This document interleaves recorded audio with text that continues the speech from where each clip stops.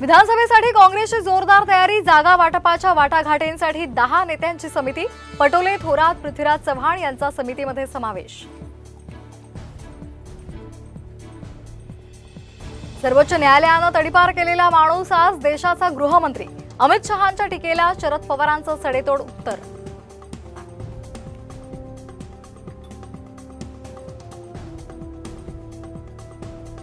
अग्निपथ लष्कराचीच योजनेवरून विरोधक राजकारण करत असल्याची मोदींची टीका, तर मोदींचा दावा खोटा, काँग्रेसचं प्रत्युत्तर।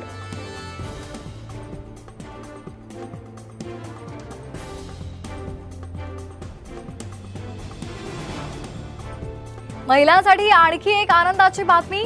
लाडकी बहीण योजनेच्या लाभार्थ्यांना दरवर्षी 3 मोफत गॅस सिलेंडर। याबाबत लवकरच अधिकृत आदेश काढणार।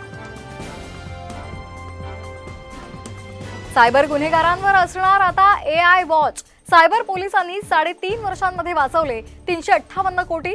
आता पोलीस AIच्या मदतीने कारवाईसाठी सज्ज।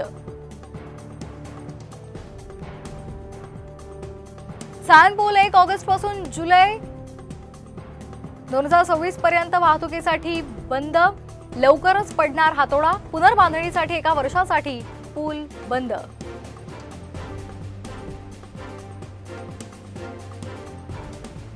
बेस्टच्या बळकटीकरणासाठी आराखडा तयार करा। उपमुख्यमंत्री देवेंद्र फडणवीसांची सूचना। बेस्ट कामगारांच्या जुन्या निवासी संकुलांचा पुनर्विकास लवकरच होणार।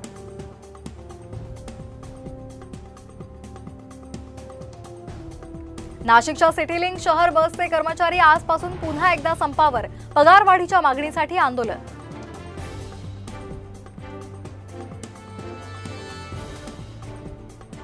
कृष्णा आणि पंचगंगा नदीला पूर। कोल्हापुरातल्या शिरोळ तालुक्यातलं श्री क्षेत्र नृसिंहवाडी मंदिर पाण्याखाली। शिरोळ तालुक्याला पुराचा धोका। विविध गावातल्या नागरिकांचं स्थलांतर।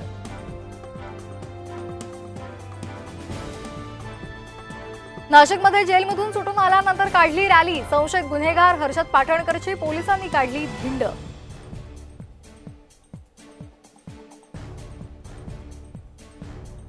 छत्रपती संभाजीनगरमध्ये सामचा इम्पॅक्ट। प्राण्यांना हात लावून रील्स काढल्यानं एकाला शिक्षा।